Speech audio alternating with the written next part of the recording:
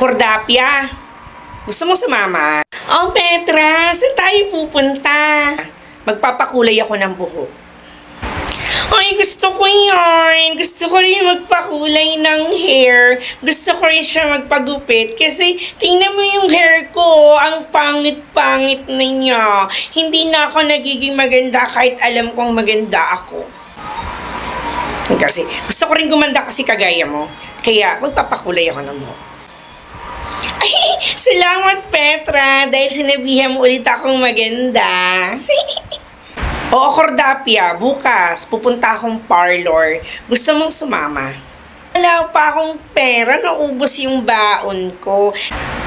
Ah, wala kang pera. Eh di singilin mo muna si nanay mo. Di ba may utang siya sa'yo 100? Sana singilin mo muna si nanay Gorgonia.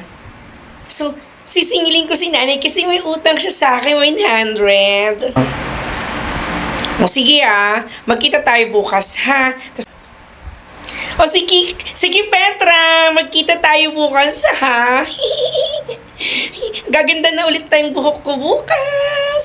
Punta tayo sa parlor ha. Oo, magpapaganda tayo. Kasi gusto ko maging kasing ganda mo. Kaya magpapakulay tayo ng buhok. Sige, sisingilin ko na lang nanay ko. Sisingilin ko na si nanay. Sisingilin ko na si nanay.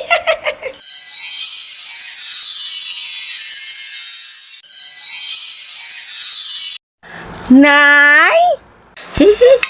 Yes, anak Cordapia? Di ba may utang ka sa akin ng 100? Kunin ko na. So, sinisingil mo ko, Cordapia, doon sa halagang 100? Oo, Nay. Kasi utang mo yun kaya sisingilin ko na yung 100. Sige, Cordapia, magsingilan tayo. Sige. Ay, grabe siya. Di ba utang mo yun? Bayaran mo ako sa lahat ng ginastos ko pambili ng diaper mo ng baby ka. Yung lahat ng pinambili ko ng gatas ng baby ka din. At lahat ng baon mo ngayon na binibigay ko sa'yo, sisilingilin ko din. At lahat ng sinihiningi mo sa akin pang load, pang gala, pang inarte yan sa katawan mo. Sige, magsingilan tayo, Cordapia. Cordapia, ha? Ayan, nabubulol na ako, Cordapia, dahil sa'yo. Cordapia ka talaga!